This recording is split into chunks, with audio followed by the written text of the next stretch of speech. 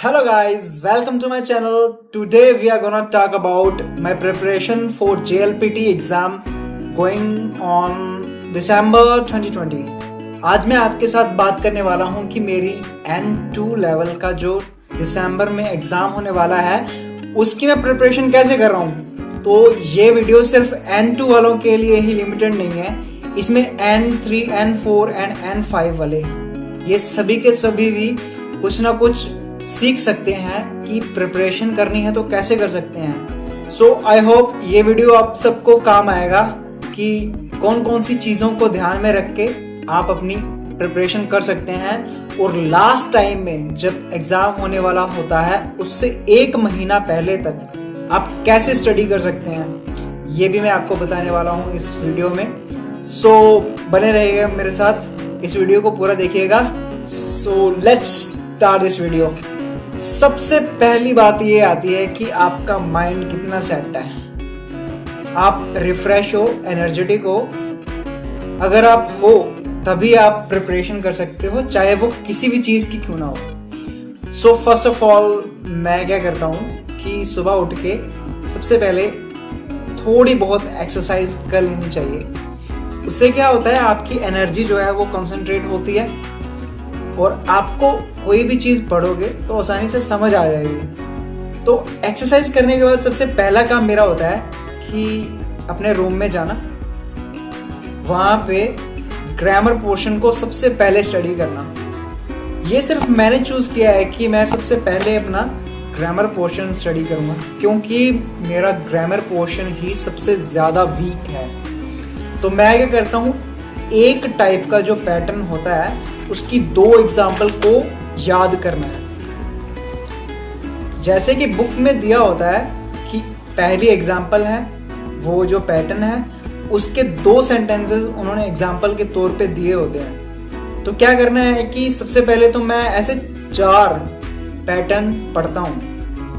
उन 4 पैटर्न्स को कवर करने के बाद उनकी जो 2 एग्जाम्पल्स हैं उनको रीड करने के बाद उनको 2 से 3 बार, अप्रोक्सीमेटली 3 बार रिपीट करना है। रिपीट करने से क्या होगा कि आपको याद रहेगा कि कौन सी एग्जाम्पल आपने पढ़ी थी। तो उसके बाद क्या करना है, अपनी बुक को क्लोज करना है और किसी और जगह पे जाके या फिर कोई और काम करते हुए इसको रिकॉल करना है जो आपने अभी 4 पैटर्न्स पढ़े थे। इससे क्या होगा, वो आपको ऐसा हो जाएगा कि कभी भूलेंगे नहीं। एक माइंड में एक आइडिया रह जाएगा आपके कि हाँ मैंने ये वाला सेंटेंस पढ़ा था, उसका ये मीनिंग था और ये उसके सेंटेंसेस थे जो मैंने याद किए थे। बेसिकली इस एग्जाम में होता क्या है, एक होती है ग्रामर, वोकैबुलरी, दोक्काई, लिसनिंग और कांजी। ये 5 चीजें होती हैं जिनको तैयारी करनी पड़ती है और ये सभी की सभी चीजें एक दिन में होनी चाहिए, चाहे थोड़ी थोड़ी क्यों ना हो। आप ऐसा नहीं कर सकते कि एक दिन मैंने ये कर लिया, दूसरे दिन वो कर लिया और तीसरे दिन तीसरी चीज, क्योंकि ऐसा करने से क्या होगा कि आपकी कंटिन्यूटी जो होगी वो डिस्टर्ब हो जाएगी और आपने जो पहले याद किया होगा, जो भी पढ़ा होगा पिछले दिन, आपको याद ही नहीं रहेगा जब नेक्स्ट टाइम आप पढ़ोगे 4-5 दिन बाद। तो क्या करना है कि हर रोज हर चीज को थोड़ा थोड़ा करना है और इससे ही आपका सारा का सारा सिलेबस कंप्लीट हो जाएगा। मैंने अपना ये सिलेबस जो है 48 डेज में कंप्लीट किया है, क्योंकि मेरे जो है ओनली 48 चैप्टर्स हैं हर बुक के, चाहे वो ग्रामर हो, चाहे वो वोकैबुलरी हो, कांजी, दोक्काई, और इन सब चैप्टर्स को मैंने एक दिन पढ़ा 48 डेज और अप्रोक्सीमेटली 50 डेज में ये सारा का सारा कंप्लीट हो जाता है जो भी आपका सिलेबस होता है, और वो भी अच्छे तरीके से कंप्लीट होगा जो कि आपको याद भी होगा। ऐसा नहीं है कि आपने एक बार रीडिंग कर ली और रीडिंग करने के बाद आपको वो दोबारा से याद करना पड़ेगा। उसी टाइम उसी दिन आपको याद हो जाएगा, क्योंकि आप एक सेंटेंस को 3 टाइम रीड कर रहे हो और उसको रिकॉल कर रहे हो। सबसे इंपॉर्टेंट बात है ना, इजीली याद करना किसी भी चीज को, आप उसको रिकॉल करो। जब आप उसको खत्म कर लेते हो, उसको क्लोज करके कुछ और काम करते हुए उसको रिकॉल करो, तो आपको बहुत ही ज्यादा अच्छे तरीके से याद हो जाएगा वो। सेकंड बात कर लेता हूं मैं वोकैबुलरी की। वोकैबुलरी में मेरा हर रोज एक chapter, same as grammar. Grammar में मैंने एक ही चैप्टर पढ़ा था एक टाइम पे, और इसमें क्या होता है कि वोकैबुलरी में आपकी अप्रोक्सीमेटली 30 to 35 वोकैबुलरी होती हैं, जो कि एक चैप्टर के अंदर अंदर होती हैं। तो आपको इसको याद करने के लिए इसको भी हर एक वोकैबुलरी को 3 टाइम रीड करना है। मैंने क्या किया, मैंने एक बार पहले रीडिंग कर ली थी, उसके बाद मैंने चैलेंज लिया था कि 48 डेज में मैंने दोबारा से सभी की सभी चीज़ों को कवर करना है। तो क्या हुआ कि पहले तो मैंने एक एक बार सबको रीड कर लिया था, सिर्फ रीड किया था, याद नहीं किया था। तो अभी 48 डेज में मैंने क्या किया, सबको मैंने रीड किया, रिपीट किया 3 टाइम्स, फिर रिकॉल किया। इससे क्या हुआ, मुझे याद हो गए सारे के सारे।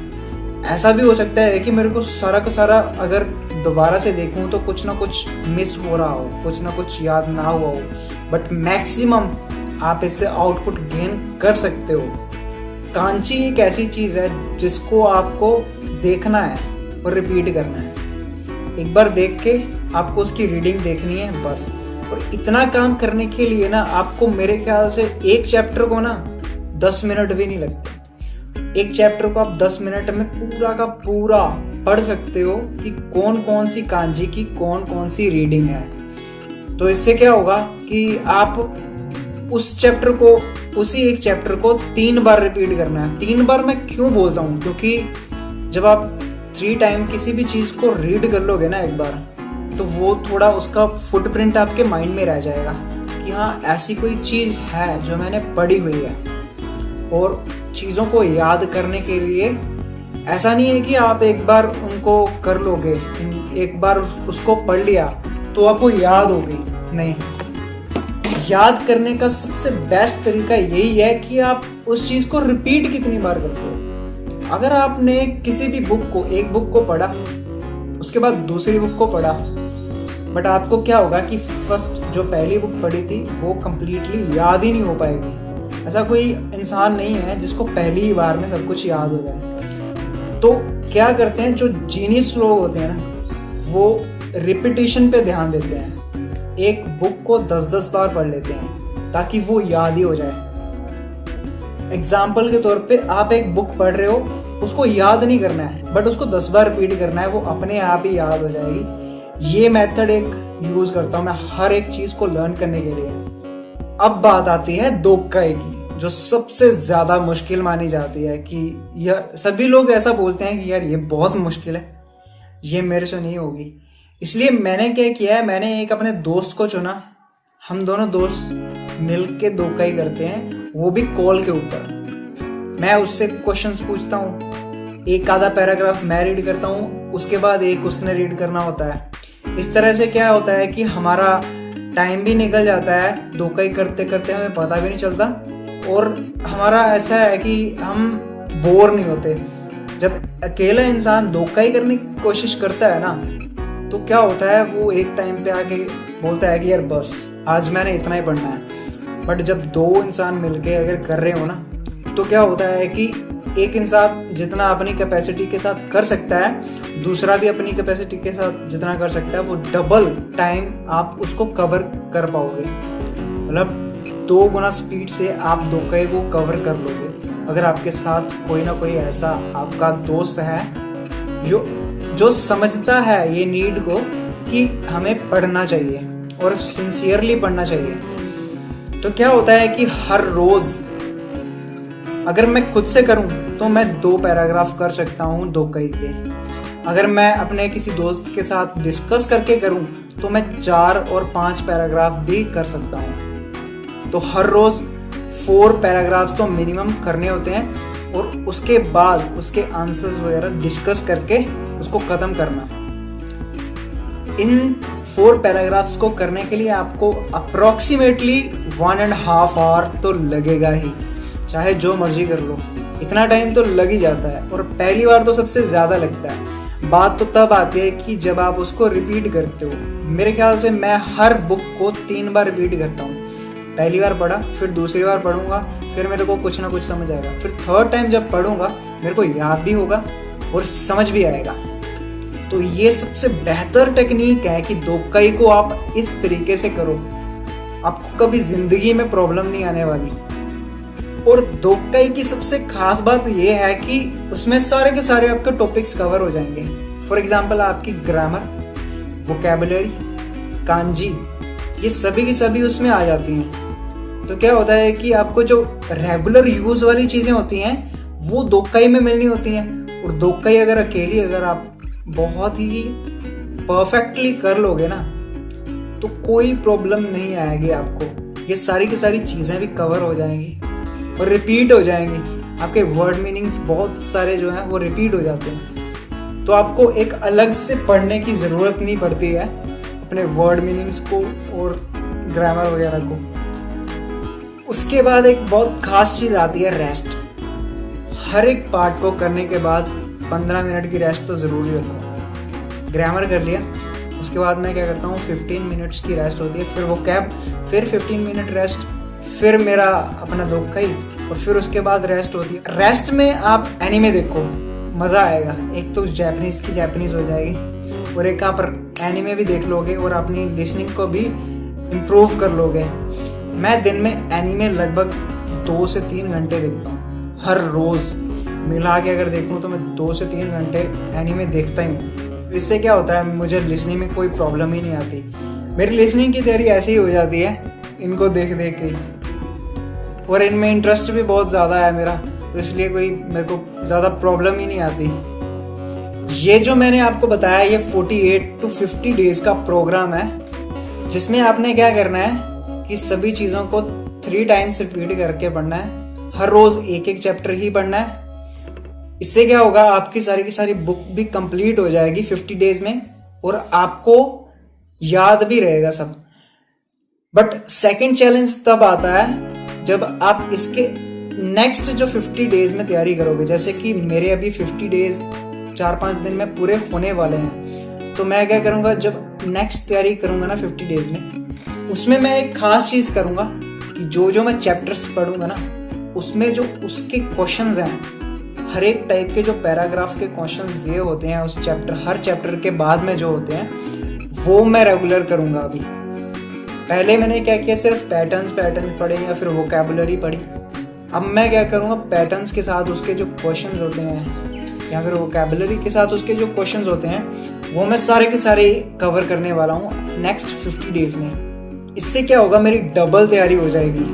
उसी एक बुक को मैंने डबल बार पढ़ना है और जब दूसरी बार पढ़ूंगा तब मैं उसको फिर से 3 टाइम रीड करूंगा, जिससे क्या मेरा अगर टोटल आप देखोगे ना तो मैं अप्रोक्सीमेटली 6 to 7 टाइम तो उसको एक सेंटेंस को रिपीट कर रहा हूँ। तो जो आप चीज इतनी बार रिपीट कर दोगे ना तो वो भूलेगी नहीं। और उसके साथ जब आप उसी के लेवल के क्वेश्चंस करोगे ना तो वो और ज्यादा आपके ना माइंड में बैठ जाएगी और इससे क्या होगा, आपके जो एग्जाम होगा वो बहुत ही आसानी से आप कर पाओगे। ये थी मेरी स्ट्रेटजी जिससे मैंने 48 डेज में 4 बुक्स को कंप्लीट किया। और आई होप कि आपको भी इसमें से कुछ ना कुछ सीखने को मिला होगा। सो इस तरह की वीडियोस देखने के लिए आप मेरे चैनल को सब्सक्राइब कर सकते हो। इस वीडियो को लाइक और शेयर जरूर कर दीजिएगा। मिलते हैं आपसे एक अगली वीडियो में, नए वीडियो में। तब तक के लिए सायोनारा, कोमाप्सिमिदा, शिए शिए, ज़ाइजियान।